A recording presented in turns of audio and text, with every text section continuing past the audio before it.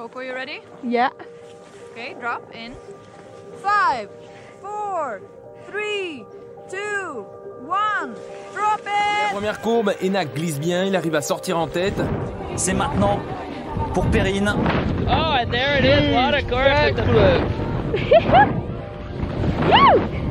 J'ai su qu'il y avait eu un déclic à ce moment-là dans notre amitié. Ça restera gravé ad vitam aeternam dans ma petite tête. J'ai l'impression d'avoir quitté un peu la terre. Et puis là, les émotions, elles étaient juste folles. Et ouais, je me souviens, c'est peut-être un des plus gros fous rires de ma vie. That was fun! Vous écoutez Coup de poudre, le podcast qui parle ski par Skieur Magazine. Prêt à suivre les aventures de vos skieurs et skieuses préférés? Alors embarquez pour les récits de leurs meilleurs souvenirs sur les planches. Coup de poudre saison 2, c'est tout de suite. Épisode 3, Enak Gavaggio et le rêve du Grand Nord, hiver 98. Me décaler. Bon bah tout de suite. Tout de suite. Ouais.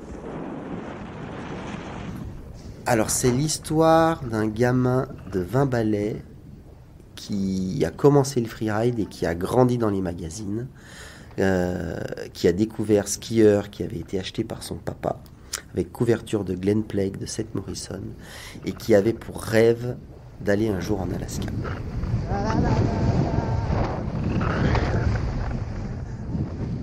On est en octobre 98 et je commence à appeler les 3-4 copains que j'ai pour trouver une voiture pour faire covoiturage pour partir en direction des Deux Alpes. Parce qu'à l'époque, aux Deux Alpes, il y avait un événement qui s'appelait le Mondial du ski et le week-end d'après, c'était le Mondial du snow. Et c'était un petit peu le lancement du début de saison comme aujourd'hui est le high five en fait. Et donc là, j'appelle à droite, à gauche, mais comme on est tous plutôt super jeunes et qu'on n'a pas de thunes et qu'il y en a plein qui n'ont pas de bagnole et d'autres qui n'ont pas de permis, j'arrive enfin à trouver un compère qui m'emmène, c'est Rico, télémarqueur.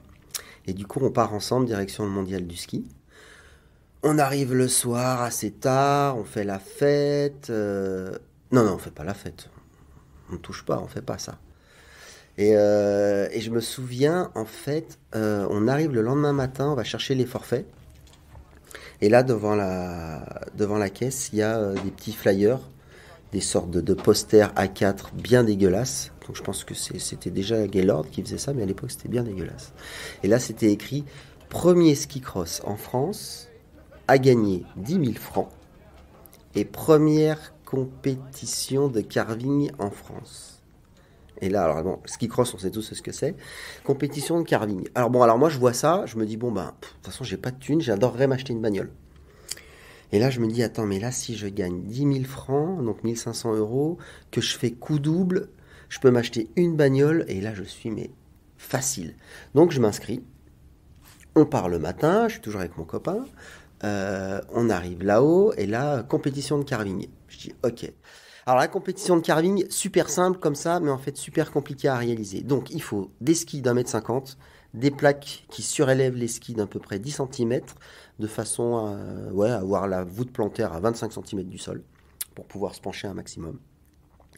Il y a des cônes qui font office de porte, et l'objectif, dans un temps, je crois, de 30 secondes ou 40 secondes minimum, c'est de faire les virages les plus extérieurs, donc là où on met le plus d'angle. Le temps que je comprenne la formule et machin, j'avais déjà perdu, du coup je me fais sortir. Et on comprendra bien pourquoi les compétitions de carving, ça n'a jamais performé. Ça restait une énigme. Reste qu'il y a le ski cross, je ne savais pas du tout ce que c'était. Je m'inscris. J'adore, je m'éclate. En fait, une compète, un duel face à face avec des mecs. On était 4, on n'avait pas le droit de faire pas de patineur et on n'avait pas le droit au bâton. Ça, c'était la première épreuve en France. Et là, je gagne. Le kiff. Alors, c'est surtout 1 500 €, 10 000 francs en poche. Donc là, l'histoire est super bien, puisqu'en fait, je repars du Mondial du ski. Je check les news. Je trouve une bagnole Corsa. Et là, je suis comme un dingue. Je m'achète la bagnole Corsa. Je roule le lendemain en direction d'Annecy pour aller voir mon sponsor du moment. Et je grille mon premier stop. Et voilà, et je me retrouve mais comme un con, donc j'ai plus de bagnole. Je me retrouve à pied, donc je remonte, je m'en souviens encore, ça c'est à Moutier, je remonte en stop, donc retour, comme au Monopoly, tu sais, quand tu fais le tour et que tu... Retour à la case départ, voilà. Et là, une semaine après, je reçois un email en anglais que je ne comprends pas puisque je ne parle pas anglais. Je le fais lire à des copains qui me disent que je suis invité aux X Games. Et alors moi, je me dis, bon, bah, c'est génial, les X Games, mais en fait, qu'est-ce que c'est? Du coup, je me renseigne. Donc là, c'était donc octobre ou novembre, le mondial du ski, et voilà pas que le 5 janvier, je pars aux États-Unis. Et là, je me dis, mais alors attends, ça veut dire que là, si maintenant je vais faire les X Games, et vu qu'a priori c'est un événement énorme, je vais peut-être pouvoir aller un jour en Alaska, tu vois. Je me posais plein de questions, puisqu'à ce moment-là, en fait, je faisais du freeride, et le rêve de tout petit Français, c'était quand même d'aller skier en Alaska, c'était le mythe. Le mythe pour plein de raisons. L'Alaska, c'était donc sauvage, des pentes assez raides, une neige qui tient, des avalanches que de surface, donc pas de gros cracks comme en Europe. Et le mythe, quoi, l'Alaska. Bon, bref. Donc je pars avec plein d'idées en tête, je pars aux États-Unis avec un team manager qui m'explique comment ça va se passer, papapa. Et en fait, moi, le seul truc que je lui demande, c'est « Mais attends, si je gagne, ou si je fais un podium, est-ce que tu crois que je pourrais aller en Alaska ?» Et en fait, c'était mon kiff.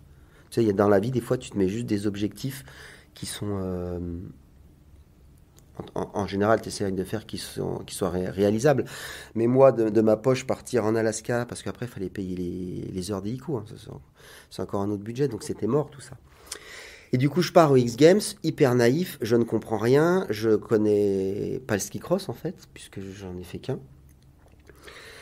Et en fait, là, tout s'est enchaîné. Une nouveauté qui va faire du bruit, mettre des skieurs dans un border cross avec un sacré plateau de fin descendeurs et de freeriders de tout poil. Même si le parcours du border cross en snowboard n'est pas forcément adapté aux skieurs, le principe est le même. Tout corps compressé au même endroit, gicle quand ça dépasse la dose normale. Je pars là-bas, on fait les entraînements.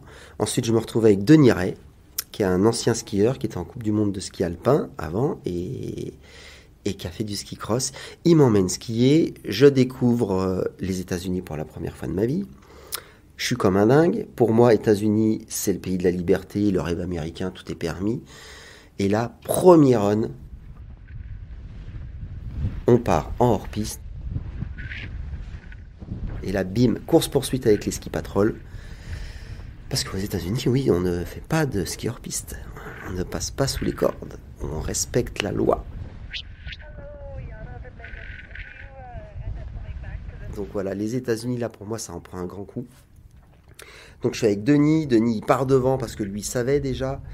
Du coup, moi je suis derrière, ensuite on est dans les immeubles de Christiot-But, on remonte dans l'hôtel, on se cache. Lui, je sais pas où il est, après il part. Moi je voyais juste l'heure tourner où en fait il y avait une deuxième séance d'entraînement, mais j'étais tétanisé dans ma chambre d'hôtel puisque je me disais, mais là si les ski patrol ils me chopent, ça veut dire que... Parce qu'aux États-Unis, ce qu'il faut savoir, c'est qu'en gros, le ski patrol il est assermenté, donc il peut t'enlever le forfait et il t'emmène en tôle. C'est pas, voilà, c'est une autre mentalité, c'est les US. Donc là, je suis en stress. Bref, je descends quand même l'ascenseur. Je me change, une nouvelle tenue et tout. Je fais mes entraînements. Du coup, là, le petit rêve américain, bon, ça prend un coup. Reste que je suis là-bas pour les X Games. L'an passé, le border cross en ski était en phase expérimentale, avec un tracé chaotique qui avait permis au centre médical de Crested Butte d'approfondir ses connaissances avec les pathologies du ski un peu chaud. Dès la première courbe, Enak glisse bien, il arrive à sortir en tête. Première série de whoops ensuite où il reste très groupé dans les sauts. Et puis regardez sur ces trois portes la cadence qu'il met. Son passé de coureur lui permet de faire le trou. Belle fluidité. Et derrière, c'est fini, on se bat maintenant pour la deuxième place. Le sprint vers l'arrivée, où Enak va bien laisser flotter les skis pour glisser au maximum, malgré un relief ravageur. Pour les Américains, ça rit jaune, encore un Frenchie sorti de nulle part qui gagne. Et pour Enak, c'est une magnifique victoire. Et dans le camp français, c'est le délire. Et là, compétition, bim, je gagne. La stratégie, il n'y en avait pas. Je suis parti ce matin, je me suis dit toutes les courses à fond. Si ça passe, c'est que ça doit passer, sinon c'est pas de stratégie à fond. Pour la finale, on m'avait dit méfie-toi de Sean Palmer. Moi je me suis dit ce petit je vais me le mettre à dos et comme il faut. Je l'ai croisé dans la ligne de départ. Il passait à côté de moi, je lui ai mis un grand coup d'épaule, ça l'a brillé. Je lui ai dit, moi on m'a pas, et après je suis parti. Donc là, je suis forcément très heureux. Je rentre en France, j'assouvis un autre de mes rêves, qui est d'avoir du matos de photo. Et là, quand je rentre en France, donc là on est en février, j'achète coup sur coup une nouvelle voiture, une Super 5, qui aura duré 6 mois. Et je m'achète un appareil photo. Et pour la petite histoire, donc ça sera l'année d'après, c'est que j'ai découvert qu'en fait, quand tu gagnais de l'argent, il y avait un truc qui s'appelait le gouvernement et qu'on te demandait des impôts, des taxes, des assurances et tout ça. Donc, la voiture n'existait plus puisque je l'avais plantée aussi et j'ai revendu tout mon matos photo puisqu'il fallait que je paye des impôts et tous ces trucs-là. Et alors là, en fait, je rentre en France et toujours avec ce rêve un petit peu les États-Unis et tout ça. En me disant, pas les États-Unis, l'Alaska, même si ça fait partie des États-Unis. Et là, je me dis juste, je skie à la maison, aux Arcs, et en fait, c'est la discussion qu'on a avec tous les copains. Et comment c'est l'Alaska? Est-ce que tu as vu? Là, il y a les magazines qui sortent, bien entendu. Skieur Magazine, on voit les photos, on a des vieilles cassettes VHS, et on se dit, waouh! Et puis on compare avec chez nous. Et en fait, c'était différent de maintenant, puisqu'aujourd'hui, on a plus de visuels. Les jeunes peuvent, je pense, plus facilement voyager aussi, même si ça reste quand même une histoire d'argent. Là, pour nous, c'était l'aventure. Et même se dire d'aller aux États-Unis, en tout cas en Alaska, tu étais déjà un aventurier. Et donc, je continue ma petite vie de skieur là-bas. Et je me dis, je vais me payer ce voyage, en fait. Et je m'inscris à une compète. Là, je me mets une énorme boîte au deuxième run. Je me pète 3 côtes. Je suis à août, donc ça c'est vers le 20 mars. Donc je me dis, l'Alaska ce sera pas pour cette année. Donc j'ai 22 balais, j'ai ce rêve d'aller en Alaska, y aller une fois. J'ai ce rêve aussi d'être pro-rider. Et j'ai ce rêve complètement stupide de se dire que si je vais un jour en Alaska, je serai un aventurier. Ce qui n'est pas forcément vrai, mais à ce moment-là, c'était tellement un truc énorme qu'aller aux États-Unis, en Alaska, aller à Valdez, qui était vraiment pour le coup le spot vraiment de dingue, c'était un truc qui me semblait énorme. Je m'inscris à cette compète en me disant, pareil, là je peux mettre un petit peu de sous de côté et je vais me payer mon billet d'avion. Et là, mon petit souci, c'est qu'en fait, et là je peux te le dire après coup, l'été d'avant j'étais parti au Chili, et pareil, j'avais bossé comme un dingue. J'avais fait toute la fin de saison, donc mai-juin, j'avais bossé comme un fou. J'avais des ronds. J'étais parti au Chili pour 1 mois et demi. J'avais pris mes billets d'avion. Et j'avais juste omis le fait qu'il fallait que je me loge sur place. Et en fait, j'étais en train... Du coup, au Chili, pour le coup, j'ai dormi sous les ponts. J'ai dormi chez des gens que j'ai rencontrés. On m'a prêté des maisons. Et j'ai fini dans la 4e fortune chilienne. Je me suis retrouvé pendant 1 semaine dans une maison où ma chambre était l'équivalent d'un gymnase. Il y avait une salle de cinéma, c'était sa chambre. Ouais, bref, des histoires de fous. Et donc, on est en mars. Je me dis qu'il faut que je fasse des ronds pour pouvoir partir en Alaska. Tout en sachant que même avec les ronds que j'allais avoir, j'allais pas pouvoir faire l'hélico, parce que l'hélico, ça douille. Et donc, on fait le grand raid. Je suis avec Stéphane Lagarde. On est à Cham. Donc, j'avais gagné le grand raid en 98 avec Xavier Trouba, qui est un entraîneur de la Free Ski Academy. Et là, je le fais avec Stéphane Lagarde de Cham. On part à Macbal. Je me mets une boîte dantesque. Et en fait, le DVA est passé sous mes côtes, dans mon ventre, dans la chute, puisque je le portais loose. Parce qu'il fallait être un peu style déjà, tu vois, donc tu le portais un peu. Hein. Et le truc était rentré dessous là, et m'a tout sorti comme ça là. Paf! Là, je suis à août, du coup, fin de saison, donc pas d'Alaska, pas de rêve. Et là, on est vers le 10 avril, et j'ai un coup de fil d'un monsieur qui s'appelle Pascal Aymar, qui travaillait chez Salomon, qui m'appelle, et qui me dit Enak, écoute, on est super content de ta saison. Tu fais un truc qui est plutôt cool. Et j'ai entendu dire que ton rêve, c'était d'aller en Alaska. Donc, tu pars dans 3 jours. On t'a pris un billet d'avion. Et là, moi, je dis oui. Et en fait, on est parti en Alaska. Donc là, le rêve. Hein. Le rêve complètement absolu. L'Alaska, arrivé à Valdez, aller voir les hélicos. Ensuite, on a fait du chalut. Et la plus grande tristesse, pour le coup, pour moi, c'est que j'avais quand même dit oui sur un billet d'avion. On me payait l'hélico là-bas. J'avais à peu près 5 ou 6 heures d'hélico de vol. C'est qu'en fait, j'avais rien dit, mais j'avais les côtes pétées. Et du coup, j'ai passé mes 3 premières journées où j'ai quasiment pas fait un virage. Et j'ai pas profité.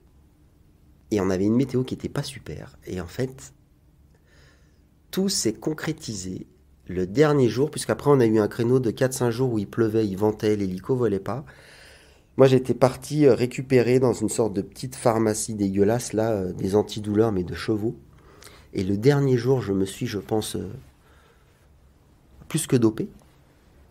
Et on est arrivé en haut de la face, et comme j'avais rien foutu pendant les 3 premières sessions de freeride, de puff, je suis arrivé en haut, il y avait un photographe qui s'appelait Jean-Marc Favre. La face était mais complètement folle. Donc, comme on voit dans les vidéos. Donc, un immense pic avec des spines super longs, la neige qui scintille, où genre tu souffles dessus, tu sais, comme les pissenlits, là, ça soulève. Une pente où en France ou en Europe, tu mets même pas une spatule, tellement c'est raide, tellement il y a de neige, tu te dis, mais là, je suis mort. Sauf que là-bas, va savoir pourquoi, avec le système océanique, peut-être le sel ou les machins, la cohésion est différente, du coup, la neige reste vraiment collée à la montagne. Et là, je regarde, je vois le truc et moi, je suis en haut. Donc, il y a tout le monde. On voit le petit départ de la ligne. Et là, je me dis, mais là, en fait, je suis dans un magazine. Là. Et comme ça, je fais un petit clin d'œil à skieur. Je suis dans un magazine et là, je vois la photo. Tu sais, la photo parfaite avec une immense spine qui traverse la couverture du magazine du bord droit au bord gauche avec un petit skieur comme ça qui fait un truc. Et là, je regarde ça. Je suis plus petit, je suis timide, j'ai les côtes pétées.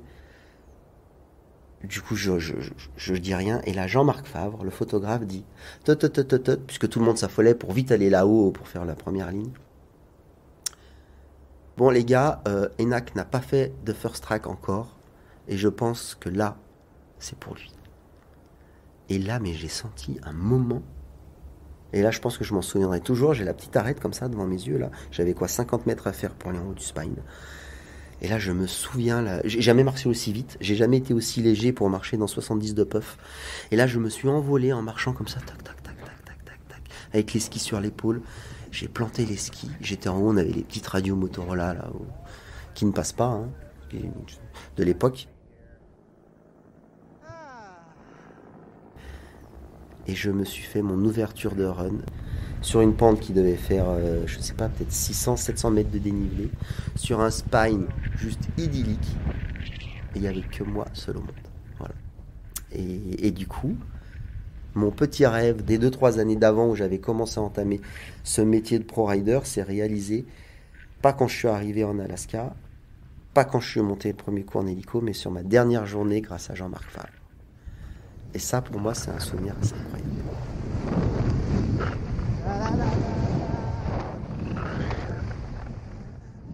Alors, avec du recul, maintenant, si je revois la face, non, elle n'était pas du tout folle, elle était même ridicule. Mais en fait, quand tu arrives là-bas, tu as des yeux d'enfant, tu as des yeux de skieur, tu as une habitude de skier en station, sur les runs que tu connais, ou même dans d'autres stations, sur d'autres runs, ou même si tu as eu la chance de faire un petit peu d'hélico. Reste qu'en fait, la dimension Alaska, c'est juste se dire, à un moment donné, j'ai pris, donc pour le coup, un hélico, je suis parti à 1 demi-heure de toute civilisation. Je suis tout seul, il n'y a pas un bar, il n'y a pas un restaurant, il n'y a pas un hôpital, il n'y a personne, on est juste 5 tout seul dans la montagne et on a une pente mais juste complètement folle sous les pieds et c'est toi qui vas faire la première ligne. Et je crois qu'en fait, la magie de la first track, elle est en fait pour tout le monde pareil. Si c'est la bataille à chaque fois pour être le premier au télésiège ou même en rando, si les mecs ils montent plus vite que toi, c'est parce qu'en fait en haut ils savent que il y a quand même la magie de la first track. Et je crois que cette magie-là, je l'ai découvert vraiment là-bas. Où tu te sens, en fait, j'étais intouchable. J'étais l'homme le plus puissant du monde. Alors que j'ai pas très bien skié, que j'ai pas skié vite, que la pente était pas si raide que ça. Mais moi, dans mon souvenir, j'ai fait un truc de mutant. Et puis j'étais un aventurier, j'étais en Alaska. Merci d'avoir écouté Coup de Poudre, un podcast réalisé et monté par Charlotte Barzac pour Skieur Magazine. Pour cet épisode, nous tenons à remercier Gaylor Pedretti, Johanna de Tessière, le Hi-Fi Festival ainsi que l'Impérial à Annecy qui nous a permis d'enregistrer cette interview. Nous remercions bien évidemment Ena Gavaggio pour nous avoir fait revivre ce moment historique et d'anthologie, ainsi que pour nous avoir fait parvenir les sons que vous avez pu entendre tout au long de cet épisode. Vous pouvez retrouver le meilleur du ski dès à présent dans nos magazines en kiosque, sur notre site internet skier.com ou sur notre application smartphone. Rendez-vous également sur le site de notre partenaire Glishop, l'enseigne de référence des amoureux de la montagne. Des experts vous attendent pour échanger autour d'une passion commune et vous faire découvrir du matériel de qualité parmi les plus grandes marques. Enfin, pour ne rater aucun épisode du podcast, n'oubliez pas de vous abonner gratuitement à Coup de Poudre. Sur ce, on se retrouve la semaine prochaine pour un nouvel épisode. C'était Coup de Poudre, un podcast Skier Magazine.